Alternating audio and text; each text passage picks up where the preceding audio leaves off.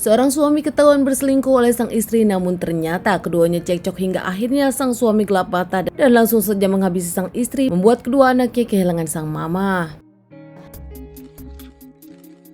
Kasus ini terjadi di Gresik, Jawa Timur di tahun 2019, tepatnya di Desa Tanjungan. Di perumahan Pesona Bukit Tanjung ada satu keluarga.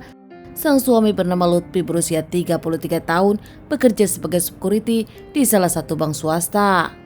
Saat itu Lutfi pun sudah menikah dengan sang istri dan dikaruniai 2 orang anak. Lutfi sendiri menikah dengan sang istri bernama Visa. Sehari-hari dulu Visa memang bekerja juga di perusahaan swasta, namun kini dirinya sudah beralih profesi. Visa lebih memilih usaha sendiri dengan membuka kios potong ayam di pasar.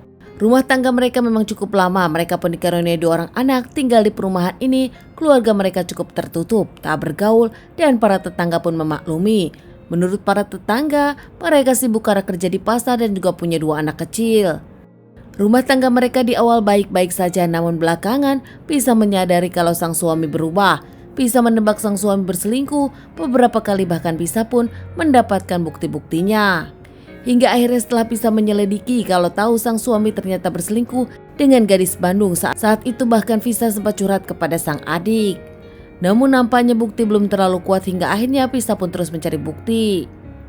Cekcok di antara mereka sering terjadi, apalagi kini handphone sang suami Lutfi makin terkunci dan tak bisa dicek oleh Visa.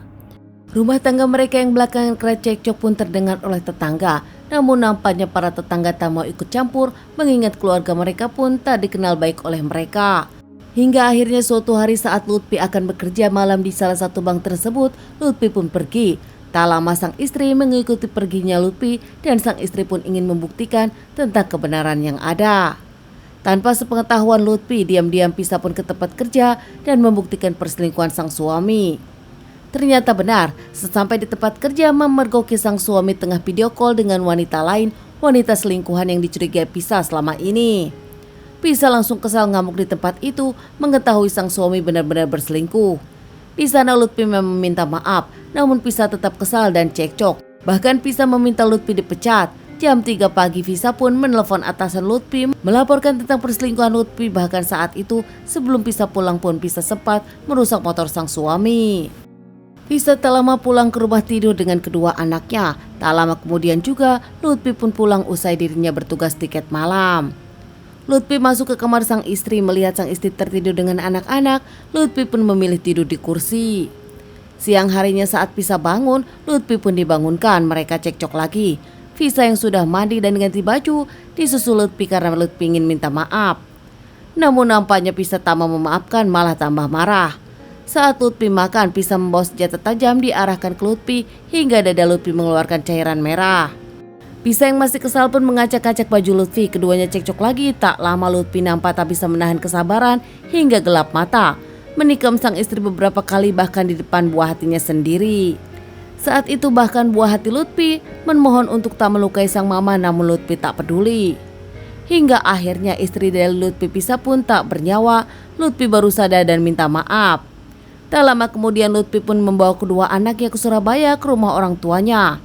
Di sana Lutfi menitipkan anak-anak dan bercerita tentang kejahatan yang diperbuatnya.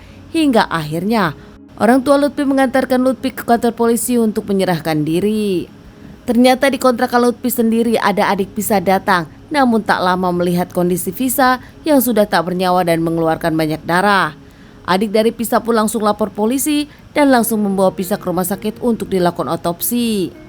Tak lama pihak kepolisian pun datang ke rumah Lutfi dan Visa untuk melakukan penyelidikan.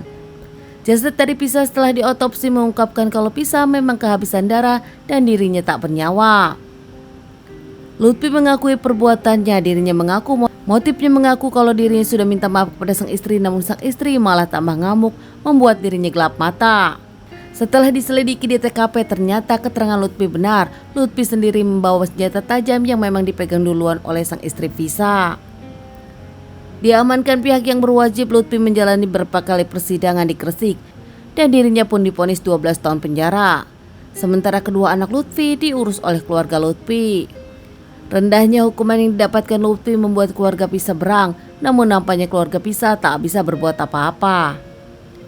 Teman-teman, sekian dulu bahasan kasus yang aku bawakan kali ini. Semoga ini bisa dijadikan pelajaran untuk kita semua dan ditunggu bahasan kasus-kasus selanjutnya.